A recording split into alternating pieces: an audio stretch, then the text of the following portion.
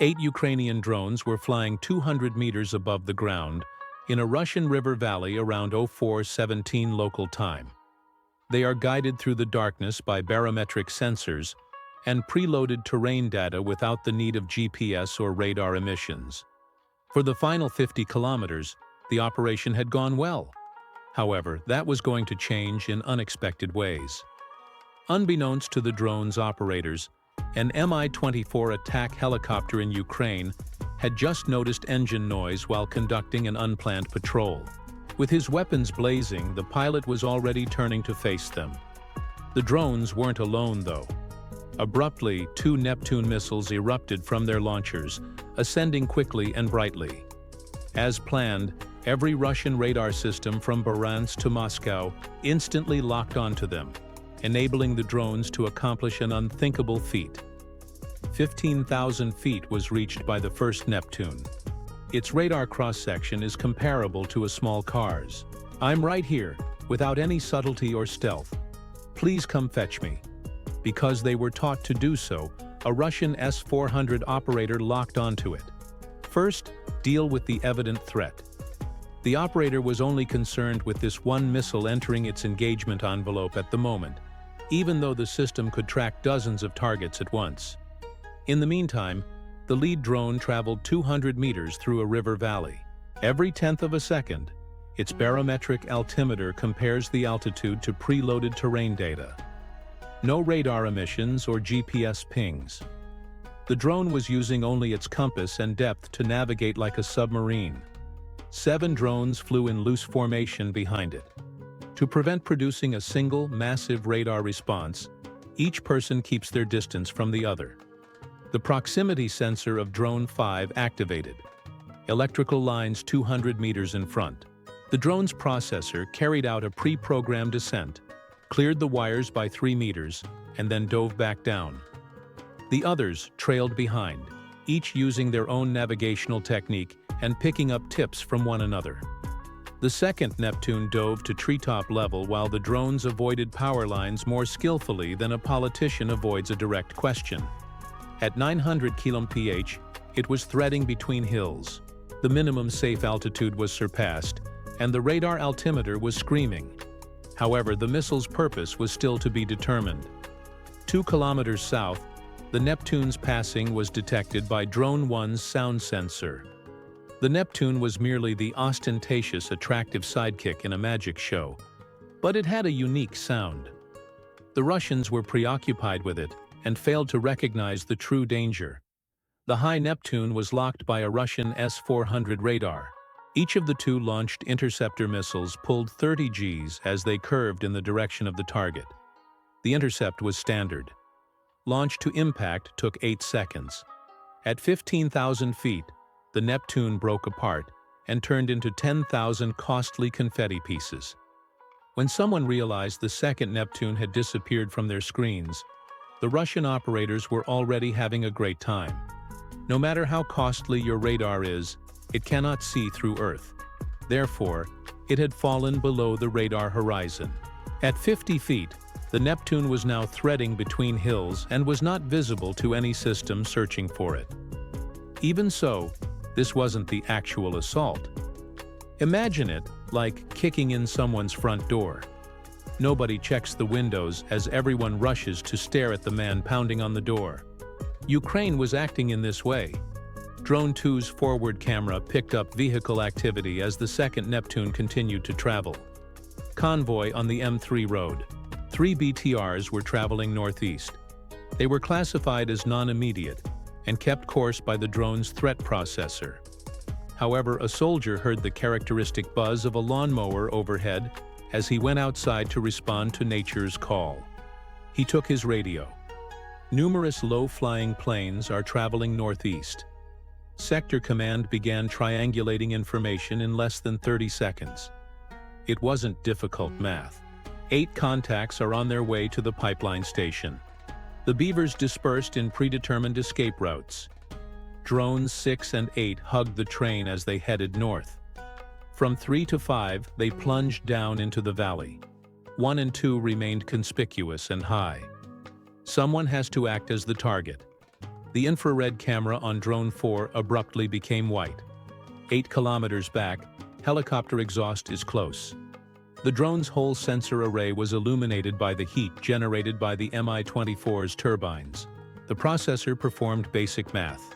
Helicopter at 280 mph, drone at 150 mph. In 3.7 minutes, intercept.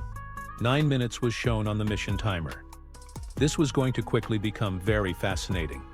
The second Neptune abruptly rose from the deck right on cue and began a steep ascent to 5,000 feet. 3 provinces were alarmed as every radar that had lost it quickly regained it.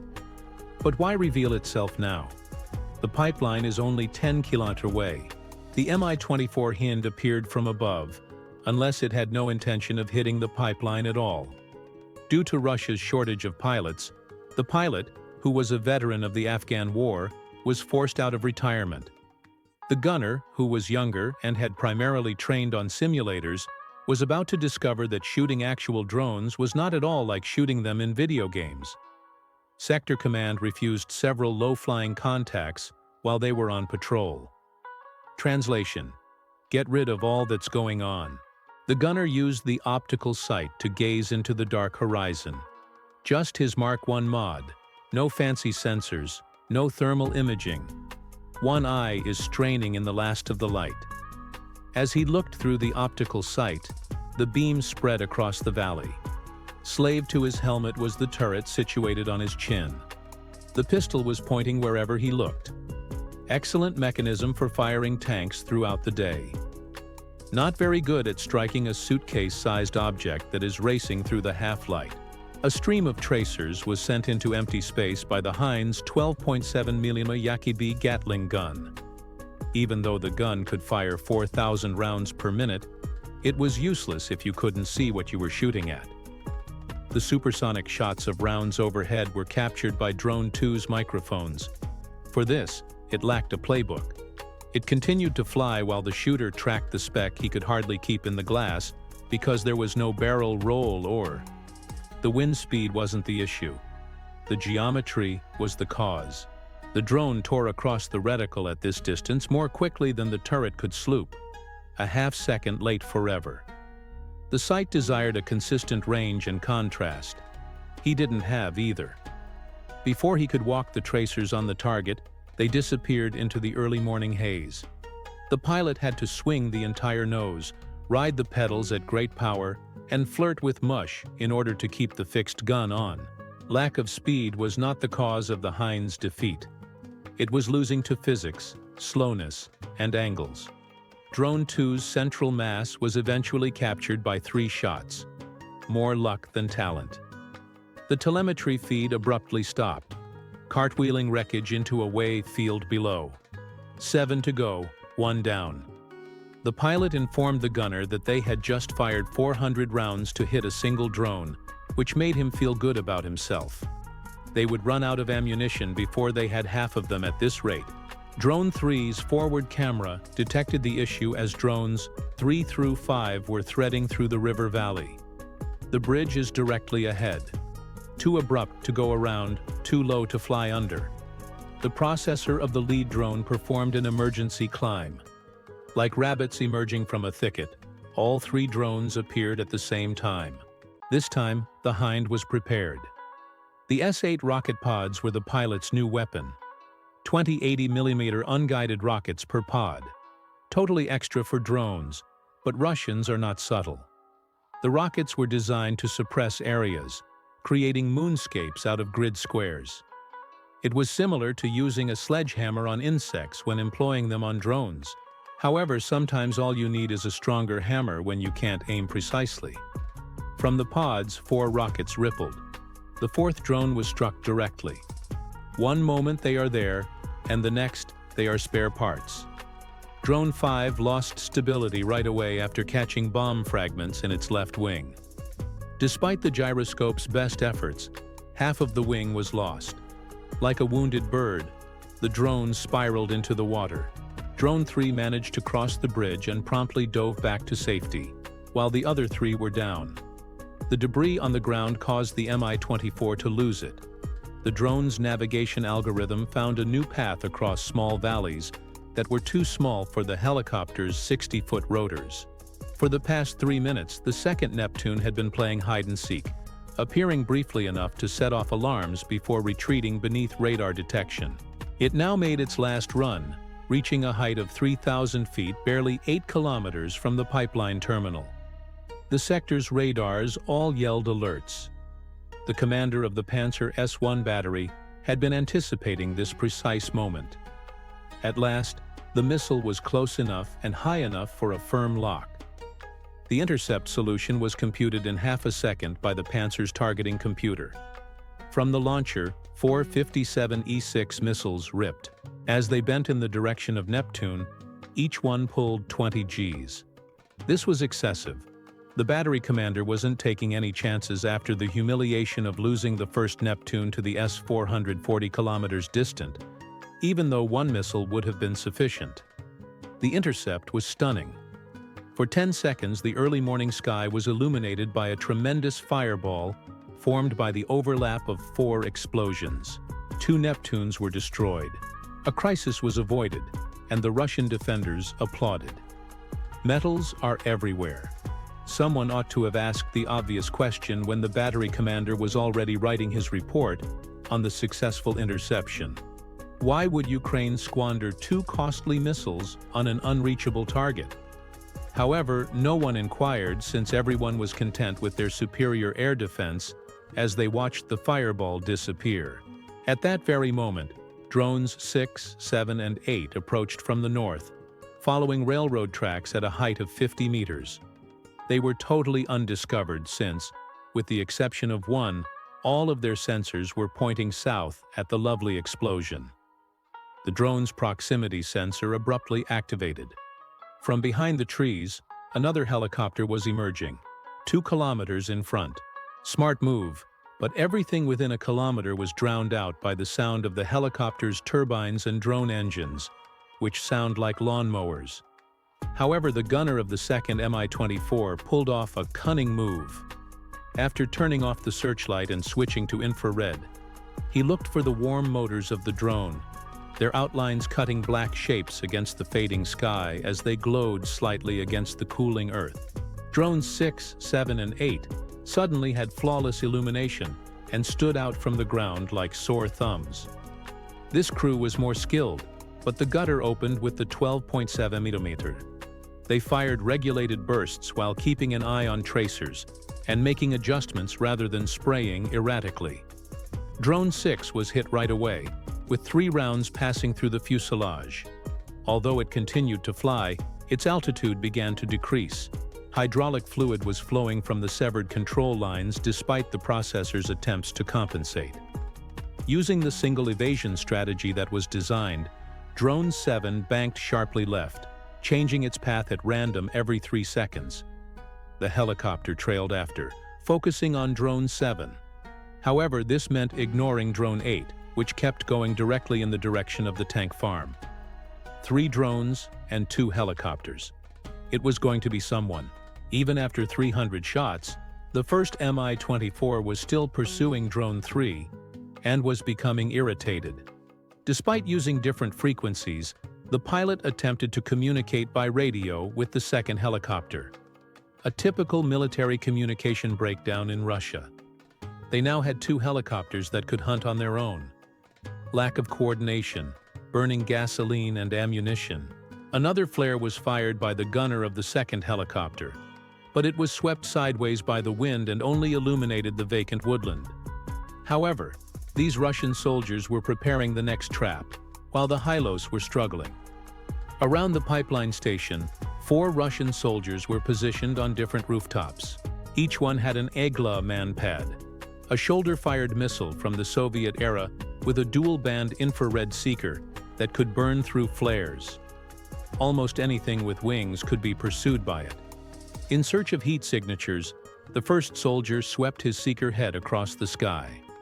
A jet engine may be seen by the Igla-S's infrared eye from a distance of 6 kilometers. These devices operate at 600 degrees C, illuminating the thermal spectrum like a bonfire. Attack helicopters produced 400-degree exhaust, although operating at a lower temperature. At 300 degrees above ambient, even the small engine of a Cessna gleamed. Nothing was discovered by the seeker. Drone 3 was rapidly approaching from 800 meters away. However, its small piston engine was operating at a temperature that was perhaps 80 degrees higher than ambient. That is roughly as hot as a lawnmower that has been cutting grass for an hour on a cool morning. To keep the lock in place, the IGL required a minimum 3-degree divergence. However, the drone was only displaying 2 degrees against the chilly air. The missile was unable to sight it, but the soldier could hear the characteristic buzz of a lawnmower.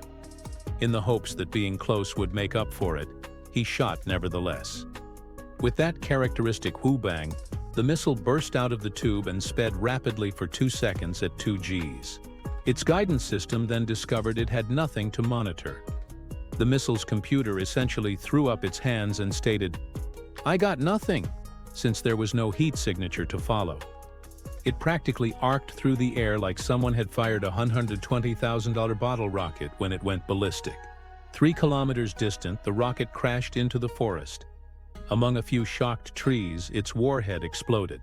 3 additional troops, each in a different place, tried their luck. Same outcome. The missiles would take off, speed up, look for heat, find nothing, and then become foolish. It was similar to attempting to hit an ice cube with a heat-seeking missile.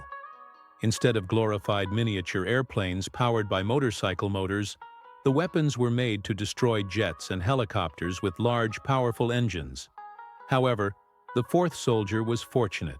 His missile proximity fuse, which is intended to explode when it comes into deadly range of a target, detected an object at a height of 15 meters. Tungsten shards were released in a sphere when the warhead exploded. It so occurred that Drone 8 was going into that sphere. Its starboard wing was covered in fragments that punctured the composite material as if it were cardboard. The asymmetric drag was quickly picked up by the drone's accelerometer. You can't fly straight when half of your wing looks like Swiss cheese, even though its basic processor attempted to correct with rudder input. The drone continued to fly even though it began to lose altitude and wobble in the direction of the tank farm. As all of this was going on, Drone 1, boring, obvious, and forgotten, arrived at the main transformer substation. The target profile was matched by its infrared camera. It didn't seem like such an awful idea to arm the warhead and then abruptly forget about it. The Russians, however, had not forgotten. Muzzle flashes illuminated the sky like the deadliest fireworks display in history when the Zu-23 crews started firing blindly. However, these weapons were created at a time when night vision required more squinting. The tiny light bulbs on the iron sights were sufficient to see the crosshairs, but insufficient to see what you were shooting at. It was similar to attempting to whack a bat in a dark room with a tennis racket. Walking tracers in the direction of the noise, gunners fired at engine sounds in the hopes that the volume of fire would ultimately strike something. There was a tracer every 5th round. Appeared impressive but accomplished nothing. The drones could be tracked by the Shilka's radar, but its Atari-level computer failed to identify something this slow as a danger. The drones appeared to the Shilka to be wind-blown garbage bags. The system repeatedly lost track, picked it back up, and then lost it again. The operator tried the old college approach by switching to manual mode. At 180 km/h, Drone 6 struck the pumping substation. The flimsy roof was punctured with 20 kilo of explosive, which exploded between the pumps. Within 30 meters, every pipe was burst by the blast wave. For precisely 1 second, petroleum burst like a geyser, vaporizing into a cloud. Then the spark came from the smoldering debris of the drone. Drone 3 flew so low that it had to ascend in order to avoid the surrounding fence as it approached from the east. When a Zu-23 gunner noticed the movement, he swung his rifle and depressed the trigger. By pure happenstance, the drone's tail part was hit by 3 shots. The processor of Drone 3 reported a catastrophic control failure. 8 seconds is the time to target. 8 seconds remain till an uncontrollable crash occurs. The universe can be humorous at times. At terminal speed, the drone crashed into the control building. Among the computer banks that control the flow of petroleum to Central Europe, its warhead exploded. All of the emergency shutdowns, valve sensors, and pump controls are gone. There was currently no way to stop the pipeline system from operating blindly. Petroleum that ought to have ceased flowing continued to flow. There is growing pressure to do something terrible. Drone 7 arrived at the second tank. The enormous steel structure is seen through its camera. The drone traded speed for altitude as it ascended quickly. It hung still at apogee for a single ideal moment. Like a predator, nose aimed at the stars. Gravity then seized control. The drone plunged straight down. Meter to impact accelerometer.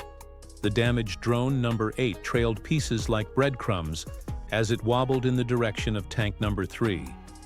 It wasn't going to hit exactly, but accuracy wasn't necessary right now. The entire building was on the verge of turning into a massive bomb. 50 meters from the tank, the drone's batteries eventually died. It crashed into the base of the tank after gliding the last distance on momentum alone. At the same time, both tanks burst. However, this was more than just a leak. This was a boiling liquid expanding vapor explosion, or a bleave. There was not enough time for the petroleum to escape. It rapidly evaporated, increasing its volume by 1,500 times. The arithmetic was easy and awful. In less than a second, 10,000 tons of liquid turned into 17 million tons of explosive vapor. The blast wave traveled more quickly than a bullet from a rifle. Like a set of dynamite dominoes, every other tank on the farm exploded. There was no longer a Stalnoy Kon pipeline. The Drugeba link was cut off. The US government spends more money in 5 seconds than those 8 drones that just destroyed a pipeline valued at billions. If you enjoyed this video, make sure to subscribe to my channel, WW2 Revealed, for more incredible stories and untold moments from history.